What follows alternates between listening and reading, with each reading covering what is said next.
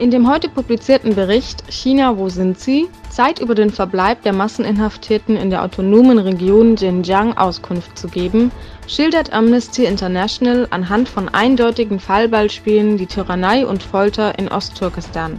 Dem Bericht zufolge sind ab März 2017 Terrorbekämpfungsgesetze verabschiedet worden, was zu einer Häufung der Massenverhaftungs- und Deportationsfälle in Lagern geführt hat. In der türkischen Stadt Konya fanden 2 Veranstaltungen unter dem Motto »Blutende Wunde Ostturkestan« statt, die beide von dem Präsidenten des Marif-Vereins Abdulahad Abdurrahman besucht wurden. Auch in Australien wurde den Uiguren eine Stimme gegeben.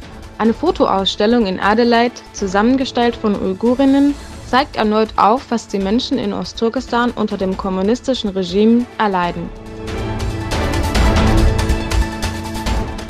Venezuelas Präsident ordnet dem Kabinett an, bei entsprechender Situation die öffentlichen Ämter niederzulegen.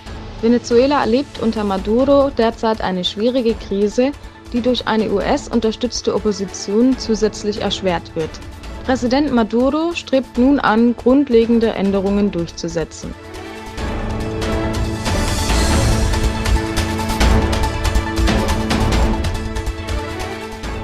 Die Zeitschrift Counterpunch beschuldigt die amerikanische Regierung, das Land durch die hohen Militärausgaben in den Ruin zu stürzen.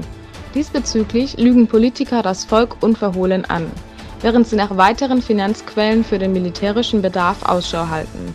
Als Beispiel lassen sich die Recherchen der Open the Government-Bewegung anführen. Während des Ersten Weltkrieges zwischen 1915 und 1916 fand die Schlacht um Gallipoli statt.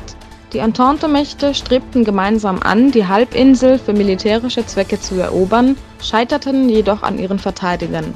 Durch den Einsatz von Mustafa Kemal Atatürk und seinen Gefährten veränderte sich der Verlauf der Schlacht. Mögen die gefallenen Märtyrer in Frieden ruhen.